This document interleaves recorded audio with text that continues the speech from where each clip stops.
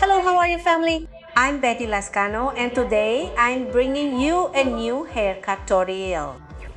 Hi, I'm Karen, and I would like a change. I've had long hair for many years, and it's the same shade. I've had this hair for about 18 years, and I like a noticeable change, something different that makes me feel. And since I have a lot of gray hair, I'd like my gray hair to be less noticeable and for me to get a more different cut than what I've been sporting for a long time. Believe me, Karen, we are going to make a very nice change in you. They should be open, allowing haircuts. If you have had long hair for many years, then cut it a little to make you look different. Try a color that's not what you normally use, and you'll see that you feel beautiful, and that's very important. It helps a lot with self-esteem. Stay tuned for this video, and remember, today we're just going to do the cut and touch up the hair color. And in an upcoming video, as I mentioned, we're going to give you a few highlights so you can see everything you can do to your hair and give it a makeover. Let's get started with this tutorial. Let's start by securing this hair. I'm gonna make a ponytail because we're gonna cut quite a bit. Remember, this girl said she's 18 with the same look, and so it's time to try something completely Nasiya Sakumati different. I'm going to do a pre-cut once the ponytail is secured, and I'm going to cut it evenly. Many of you are going to say, Betsy, how cool, how did you cut it? Why did you cut so much of his hair? Remember, she wants a radical change, something noticeable, and that's what we're going to do. This girl is very young, and with this look that we are going to give her, she will look even younger. The sections I'm going to do on it are going to be from ear to ear and from forehead to neck. I'm going to separate about 3 centimeters from the nape of the neck to check the cut. I'm just going to match it up and give it some movement. I'm going to start by cutting off any extra hairs that might be left over. Under the next section, I review and cut the longest part. Here I have practically an even cut. I want you to notice that I'm not cutting anything at all. I'm just smoothing out the hair. Yes.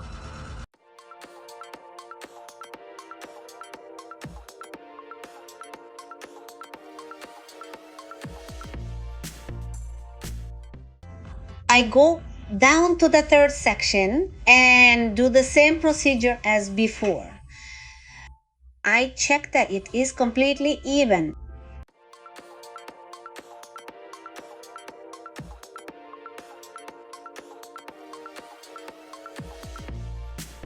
I go down to the last section and do the same thing. I comb my hair perfectly well and check that it is completely even. By practically cutting the ponytail the way I did, the hair was completely even. Some tips just come out, but they are very slight. Once I have all the hair cut evenly, I'm going to start taking out sections from the lower nape of the neck, a thin section, and I'm going to polish with the razor to generate some movement in this girl. I also tell you that she has a lot of hair and it gets too frizzy and looks like a frizz. We're going to shave off the volume on the entire lower part of the hair so that it's easier for her to style her hair. This technique is great for those with a lot of hair who want to show off a cut with lots of movement but without it looking too voluminous or heavy. Use this razor technique, but I recommend using it on healthy hair. I'll leave it to you. There are hairs that are very sensitized or very dehydrated. I recommend that you do not use a razor on this type of hair. I want you to notice that I'm not going to texture with the razor on the crown. Once cut with the knife, I'm going to make a crown section in the center, and I'm going to raise it to 135 gradus, and I'm going to cut the excess corner, taking into account the guide of the Williams horses. This way, I'm going to create some light layers. Combined with the texturizing we gave it with the razor, it will leave your hair with movement and a very youthful, beautiful, and modern touch.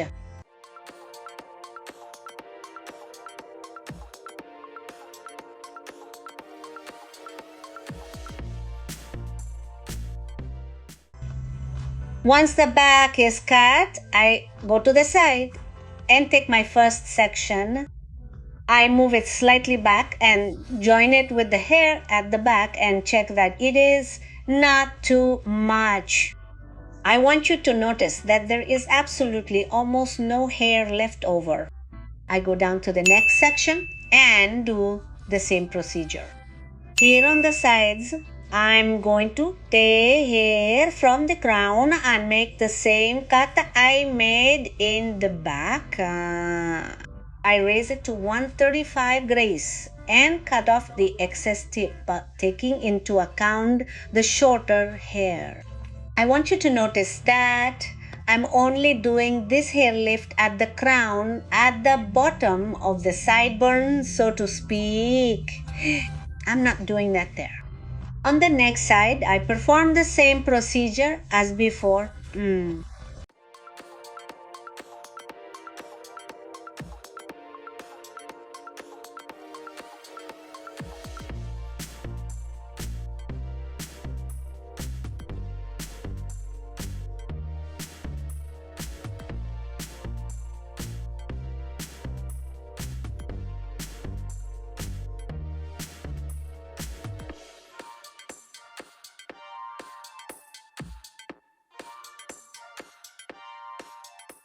Now we move on to the bangs, in which I'm going to create an inverted V section. I'm going to comb it perfectly straightforward and cut it to the length you want. C1. It can be halfway down your nose, whatever length you want. In this girl's case, I'm going to leave it quite long because I want my bangs to be shorter than the sides but not too disconnected. I cut first in the center and then on the sides at an angle. Varos de exigen.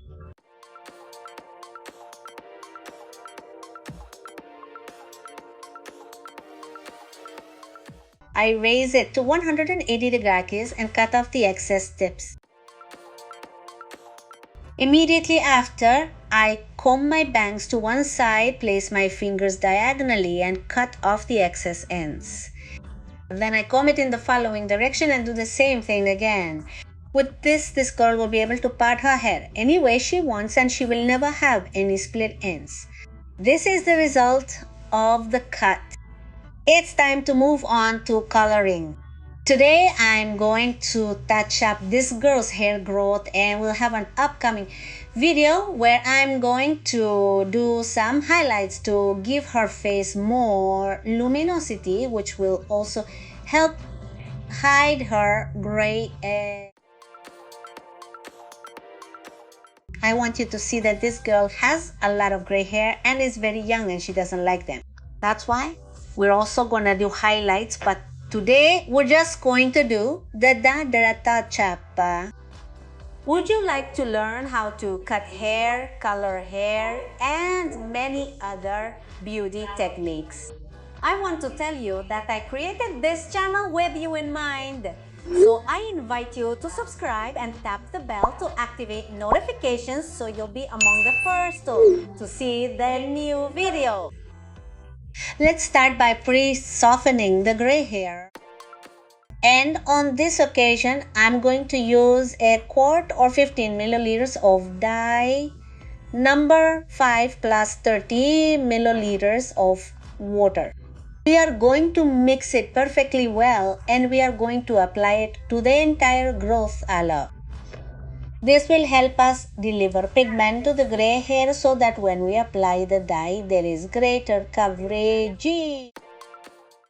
If you have a lot of gray hair, I recommend this technique to achieve greater gray coverage. Pre-pigmentation or gray hair pre-saturation is applied lightly. Remember not to saturate, because if you saturate when applying the dye, you run the risk of not providing enough coverage. Once the pre-sewing process is complete, it is time to apply the dye. Remember that the dye is applied on top of the pre-smoothing. The formula I am going to use in the dye is going to be 90 milliliters of 20 volume oxidant plus 30 milliliters of 7N plus 30 milliliter phosphate SN. Let's mix this formula perfectly well and apply it on top of the pre-smoothing. Here we are going to saturate perfectly well. I want you to see how Kaduti is saturating perfectly well this way so that there is greater penetration into the si-iska air. When there is a kakarariken, apply the dye liberally so that there is greater coverage. Let's start from the front. And once applied to the entire front, we will move on to the back. Once we have finished applying the dye to the entire scalp, we will leave it in the heat for 20 minutes. If you don't have a heat activator, I recommend leaving it on for 35 to 40 minutes to achieve greater coverage of the gray hair. After that time, we're gonna take this girl to the barbers and we're gonna moisten the ends and we're gonna apply the rest of the dye all over her hair. We are going to give a pause time of 10 minutes. After that time, we will remove the dye with warm or cold water. I recommend that when applying dye, you do not use hot water because it can cause the color to burn. Once the color is removed, we will apply the bath retention shampoo to set the color. Immediately after, we apply the firm color mask to seal the color. It's time to put the finishing touches on this girl. But first, let's wax her eyebrow. They can do it with wax, they can do it with tweezers. But it's very important that this area of your face is clean so that the makeup can look much better. So I recommend that you try to keep one eyebrow clean at all times. It's time to move on to hair and makeup. Steven will be in charge of giving her those makeup touches and Catalina will be in charge of her hair. For this, I'm going to use hydrated straight hair since this girl has very thick, very fluffy hair. This moisturizer helps control hair strands and makes them look hydrated, very soft and shiny.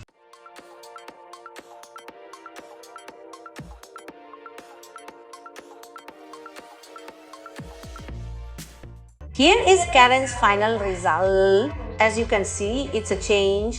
She had had her hair that long for a long time. Suddenly, just by cutting your hair, you can look amazing. I send you a big hug and many blessings.